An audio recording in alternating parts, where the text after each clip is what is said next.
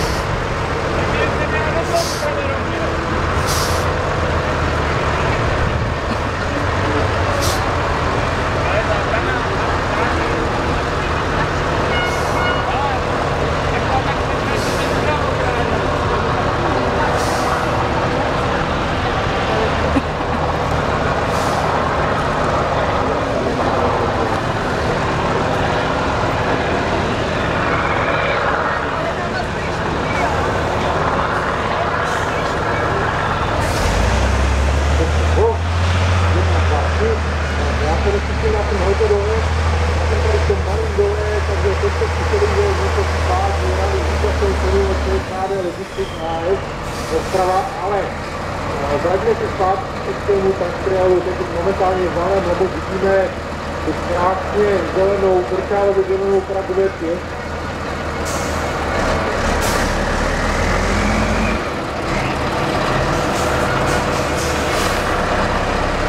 Takže znova jsme stále mladí a vidíme tu zelenou, která se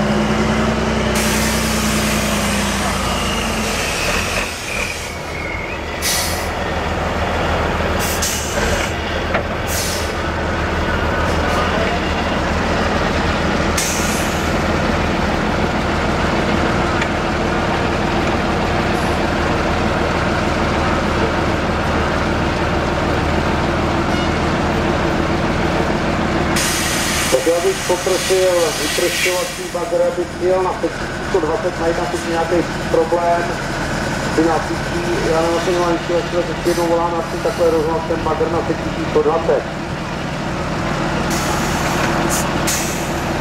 Takže já to prostě zopakuju, že tady je na malé hlavy a chtěl jsem to rozhlasu mluvit o tom, že hlavní cenu výhru od Českávé logistiky AS vyhrál pan Martin Hanák.